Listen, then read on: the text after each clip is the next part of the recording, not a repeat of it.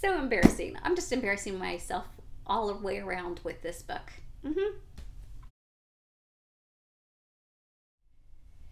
Hey, my beautiful people. My name is Kristen. Thank you for stopping by my channel. I am trying to catch up on filming. The virus that shall not be named did catch up to me. This is day 4 for me.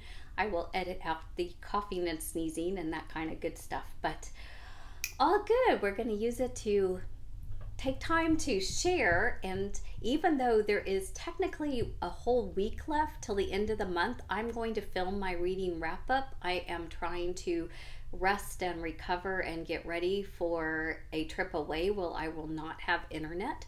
So I will not be responding to people's videos or posts for a while, but I will be back and I appreciate it. So leave me a message.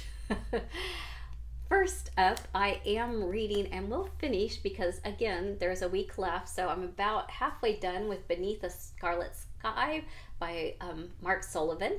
This was a book that you picked out for me to read for this month, and I'm so glad that you did. This is a beautiful story that is almost a biography, but it is set in narrative form with tons of research and interviews. So based on a lot of historical facts and people that actually existed in World War II in Italy. So we don't have a whole lot of accounts of what went on over in Italy with Mussolini and all of the smuggling of the Jews over there, but it was equally gripping and horrific as other accounts around the world.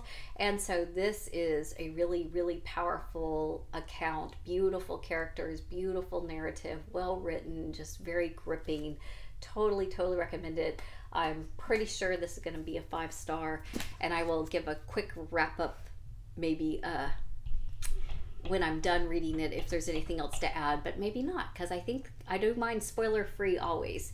Now I do read a classic every month, so my classic this month was Dr. Zhivago, and I don't know what collector edition this is. If it looks kind of like one of those old school Reader Digest to me, but I don't know. It was a library book that I picked up for $1 hardback, so maybe $2. But anyway, I have a funny story, quick, to tattle on myself. I in my mind, I've never seen a movie or read the book before. I didn't really read a synopsis about what it was specifically about. I just knew it was kind of Russian literature classic.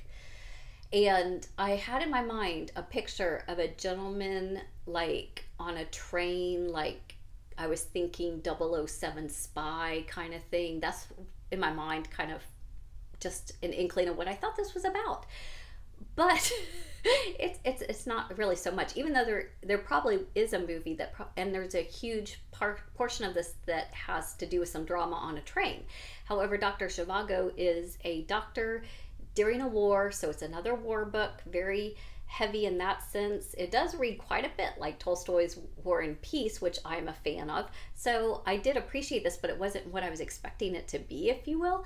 And so I had to kind of readjust my mindset. So if you are going to read this, think War and Peace, and very heavy in characters, slow narrative around war.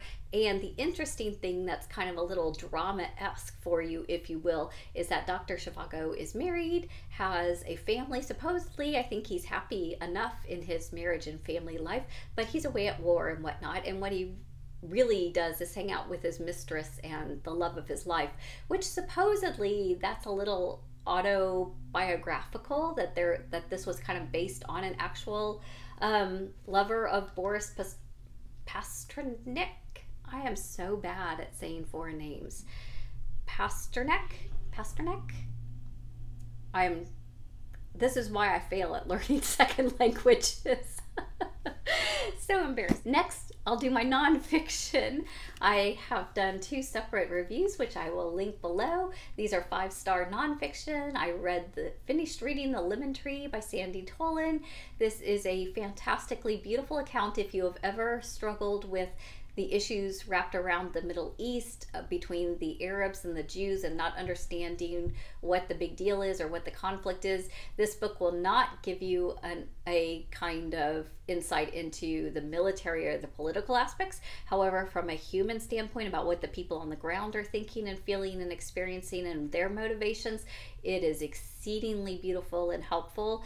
The author kind of sums it up in starting out in her introduction saying that the name of the city where the house with the lemon tree growing in the backyard is called slightly different depending if you're Arab or Jewish. And so she uses the name of the city based on which character she is telling the story about, but that it's the same place and not to be confused as the reader. And so this tree exists in that space, and the lemons are also symbolic of that conflict of shared homeland. And so I just found it really powerful, really moving, really thought-provoking, as well as my other nonfiction that I read this month, The Girl Who Smiled Beads.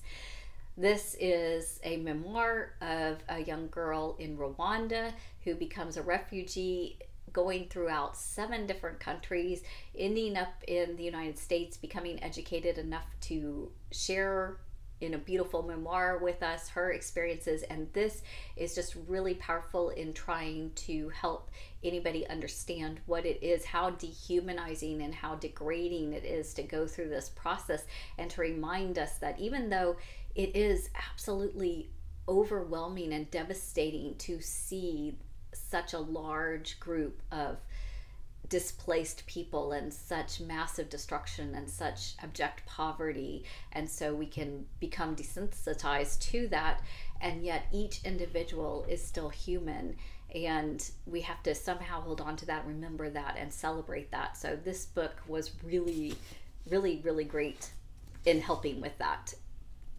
Then I read Andy Weir's Project Hail Mary. This is a book that I picked up because a group of people were reading it together in a group read, and it had been on my TBR for quite some time. I wanted to read it, and I think it's not really a new release anymore because my new release definition is within a year, and I think this is a year and a month that this has been out. So I've just missed it as a new release, and I'm slow to the party, but it was outstanding, 5-star read for me. I loved the science part of it. A man wakes up in a spaceship with 2 dead astronauts. He's trying to figure out what the heck is going on, and of course he's trying to save the universe, so, or at least our planet, right? And there is a lot of Star Trek kind of explanations and wrestling and alien encounter and all that kind of good sci-fi kind of stuff. But even if you're not sci-fi, I'm a little sci-fi, so I'm a little biased, but I've heard from people who are not sci-fi that a lot of them even really enjoyed this book. So you can check it out and see if it's for you. And then my other book that I do get to absolutely count as a new release was The Cartographers by Peng Shepard. So this book I was super anticipating and excited to read, one of my most anticipated books of the year, because I love the idea of maps, and there's some kind of supernatural mystery about maps becoming real and kind of reality shaping maps, and this kind of quest for what's going on and a treasure hunt and trying to hunt down, and it just sounded so up my alley. And I still end up giving this book 2 stars because I love that idea so much, but it just fell flat for me reading it. The characters did not feel relatable or believable. The dialogue they would have often, I'd be like, I don't think maybe anybody says that, and I'm not really feeling that that person would say it, and the choices they would make. The ending was particularly dissatisfying and kind of unbelievable to me. However, I really, really wish that this book would be rewritten at a later time and place with the same idea, but maybe change it up a little to be something slightly different. So that's I don't want to sound too negative, and I don't want to give any spoilers, but that's my wrap up for that one. And then I finished the second volume of Texas by James Michener. I think this is getting close to 40 years old, so I predict that when this makes the 50-year mark, this is going to move into a classic kind of realm. It is a historical fiction told through the actual events and people of Texas history, but then with some inserted fiction characters that we are following along, who in this book, the first volume dealt with through the Alamo. This one deals with going into dealing with the indigenous people, trying to sort out land rights and some of that wild, wild west saloon kind of situations. And I am telling you, I live in Texas now, and I'm so glad it's not Texas then, because that just sounded so wretchedly difficult that I have a new appreciation for those who have gone before me to make it more pleasant for me today. But it definitely counts as my June on the Range. I am absolutely 100%. This probably didn't come up in anybody's TBR for June on the Range, but this, y'all, is June on the Range. I'm just putting it out there. So thank you very much for stopping by my reviews. I had a fantastic month of really 4 or 5 stars. So I will leave everything in the description box. Hope that you have a wonderful day. Like and subscribe. Come back for more. Take care, y'all.